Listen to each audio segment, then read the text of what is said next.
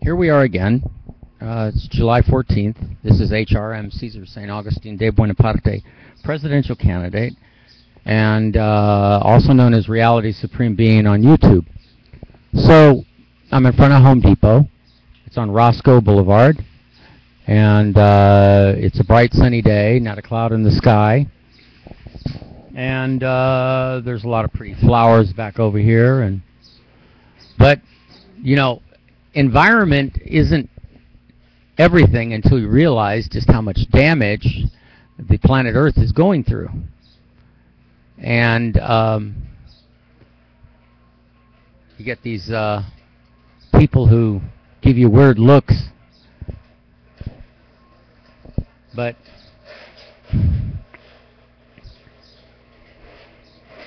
for today, you know, like I said, you know, my email has been messed with. I don't know who messed with it.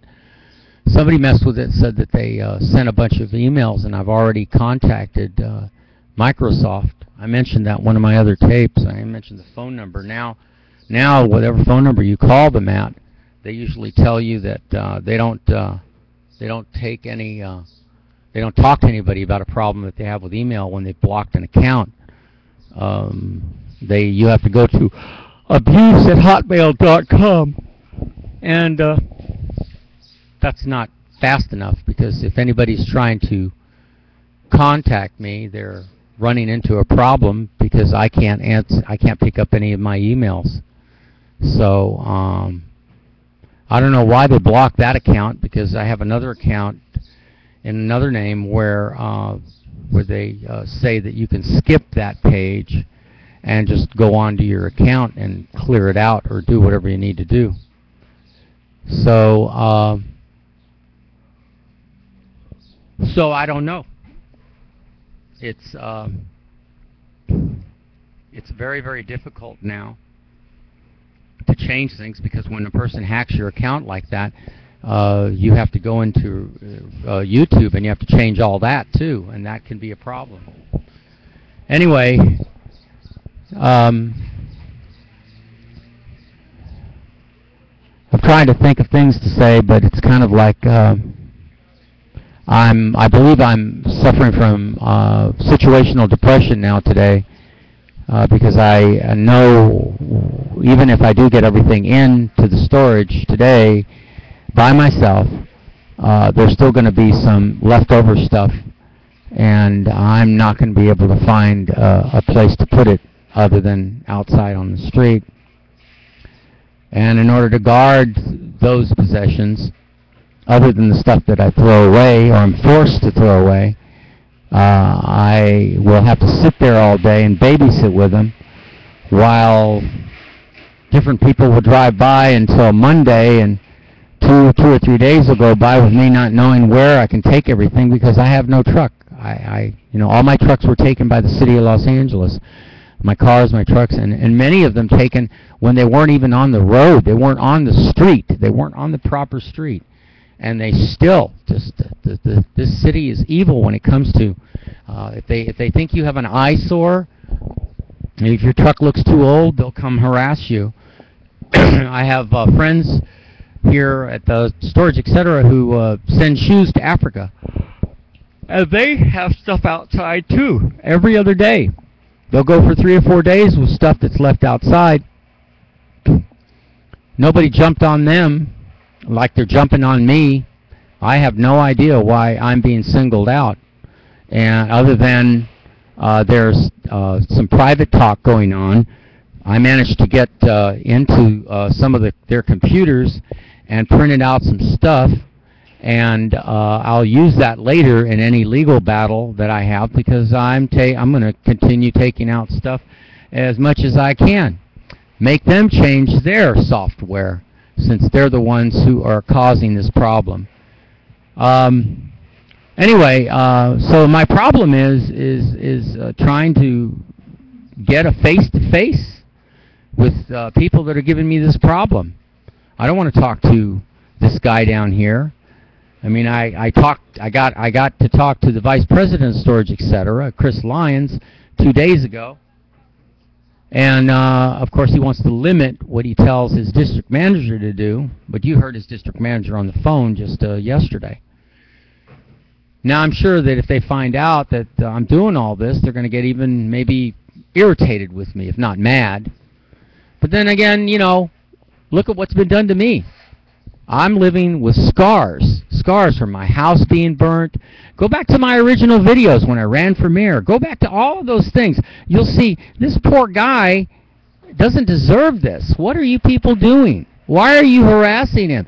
As a matter of fact, I'm not even supposed to be at a storage place. I'm supposed to be in a warehouse. But I can't find, you know, there are hundreds of warehouses in the San Fernando Valley that are sitting empty. And they've been sitting empty for months and months at a time. Some of them even a few years. And the people that own those empty warehouses get to write off up to $120,000 to the federal government so long as their buildings are empty. But see, they don't want to move. They want every penny of their money because they're indebted to the banks. They're beholden to the banks, and their mortgage payment is X amount of dollars. But if their mortgage payment is X amount of dollars and they got to pay that and they can't pay it because they're not renting the place, I've approached a lot of them over the last 3 years and said, wouldn't you rather have something than nothing? And then if you do get a big renter, I'll gladly, voluntarily move out. That'll buy me more time to find another warehouse. But no, they don't want to do that. Because they feel that if they rent for a lesser price, just to cover some losses, that they won't be able to get you to move, that you'll have the same problem. You won't be able to find a place. So I say that in my first recording in 2008 when I was running for president and for mayor. And the video starts off with, I hate America. Of course I hate America. They took my buses, my cars, my boats, my motorhome. My only last resort to have a roof over my head, no matter what it looks like. My motorhome that's got a 20-foot gash in the side of it, because that's another. There are a number, tons, hundreds of incidences that took place over the last 9 years, and these incidences happen because of people not caring. They don't want to go and do what they're supposed to do. They go home and love their family. They do everything. They bend over backwards. As Chris Lyons, Vice President of Storage, etc., tells me, oh, I help people too. I go to school and I volunteer work. Well, hey, I'm doing volunteer work too, but look how I'm being treated. I don't need a truck tomorrow or today. I mean, I need a truck today. I need a huge truck, a semi. Somebody who's going back east who hears this, or somebody who knows somebody who has a semi who says, hey, let's go help him out. You know, he doesn't deserve this. He's had enough. I mean, 20 years ago, I was trying to get out of this country with my hard worked for possessions. Anything you save when you are working, and let me make this fine point with Chris Lyons and all you CEOs and your undercover bosses. When you work, you're entitled in this country to supposedly be secure in your labor, your equity, if you happen to be the owner of a house. But you should also be secure in any of your possessions. Well, they tell you, well, you have to get insurance for that. Well, I understand that. But there was nobody that was going to insure me for what I had, because I was forced to be moving constantly. Moving my trucks, moving my cars. I never wanted to go to a storage place. I had 24 cars, 3 buses, 2 semis, a 26-foot sailboat. I mean, I can go on telling you that took 30 years for me to get all that, and then it was taken in 9 years by the city of Los Angeles. See, when any branch of the city, like police or parking enforcement, when they do you harm, or you feel that they've done harm, you have only a year to 2 years to sue them. And you can only sue the city. You can't sue the parking enforcement, the fire department, the police. You can't sue them separately. You can only sue the city. And then if they claim of civil rights violations, or a number of civil rights violations, then you have only a year or 2.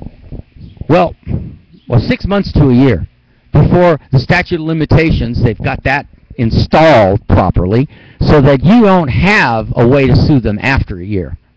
no matter what the damage is. So here are my ongoing damages, and today I'm going to get more damages. But that doesn't matter, does it, since I told you I'm letting myself die, because that's what's happening. My teeth are broken, I have infections in my mouth, and eventually I'm going to end up in the hospital and I'll lose everything. When you lose the will to live, and you people have made me lose the will to live. Sure, I'm running for president, but they're not going to debate me. They're not going to give a dying man his last wish, which is stand on stage. Show that you're a man to the world, Mr. Obama, Mr. Puppet Bilderberg Group Obama, and Mr. Puppet Bilderberg Group Romney, and all of them, all the candidates who ran, Gingrich, all of them. They all have connections with supposedly friends, and they're like one big gang group. So all of this, and it doesn't matter. You lose the will to live. And you've taken my homes, you've taken my property over and over again, you destroyed my life, so yeah, I'm not going to go to the doctor. If something else starts to happen in my body, I'll just have to deal with it until I drop dead or until I get so sick I fall down, because I'm not going to let the fire department pick me up. I don't want them to touch me, because they're the same ones that set fire to my house on the corner of DeSoto and Hart in Canoga Park. They're the ones that were responsible in a roundabout, in an indirect way, for setting fire to my house.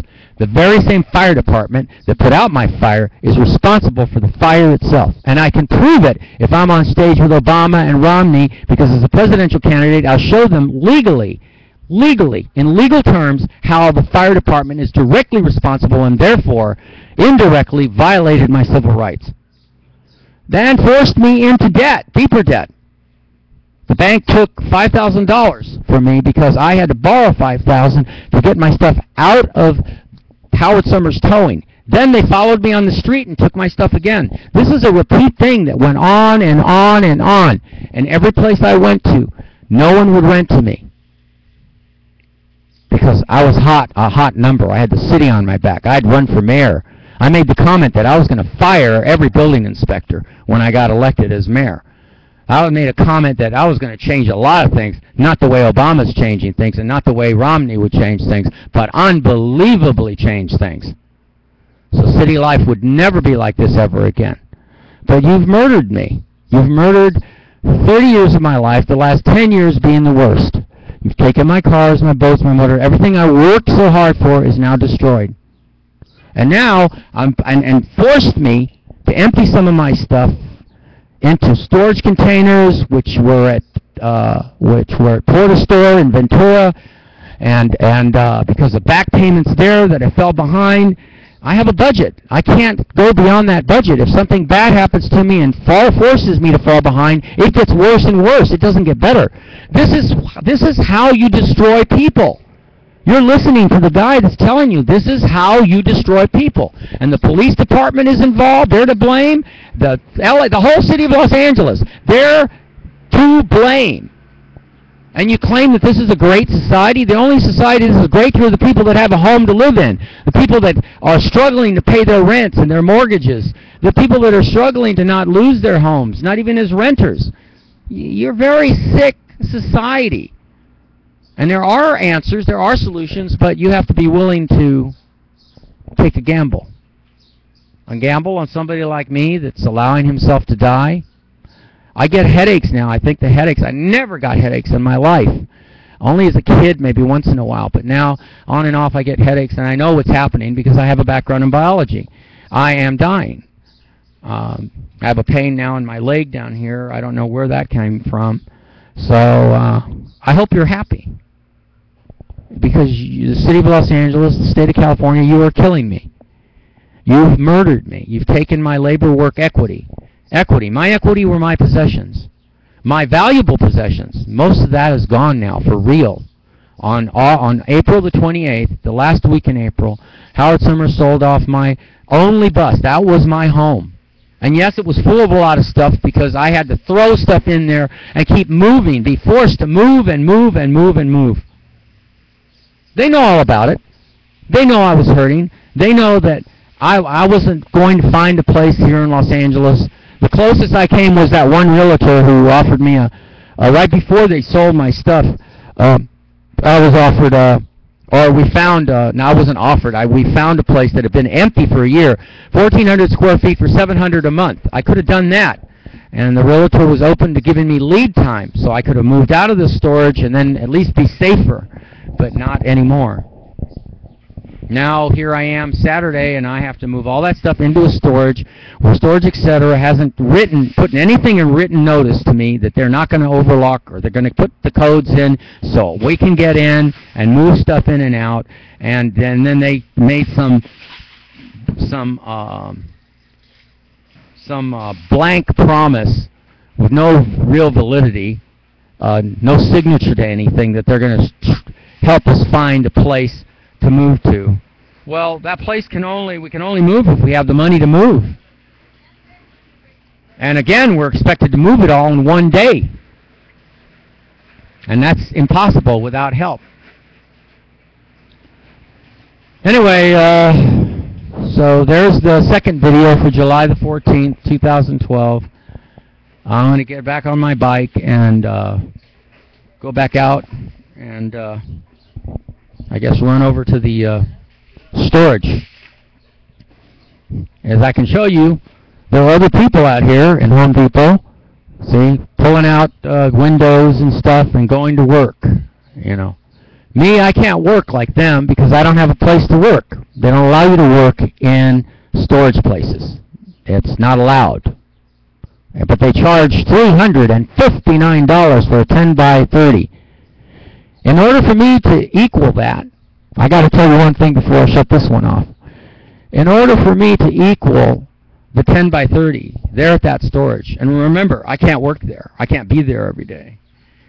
I would be having to pay $1,400 for 10 by 30, 4 of them. It's reverse. If I'd gotten that one place over there, I would have gotten it for $700 a month, 1,400 square feet. Nope. No deals like that. And that place had been empty for a year. And the only reason I didn't get it was because I couldn't find an insurance company quick enough to cover me for that unit. And it was only a block away, well, a few blocks away. It was on Alabama Avenue over here, right behind Canoga Avenue.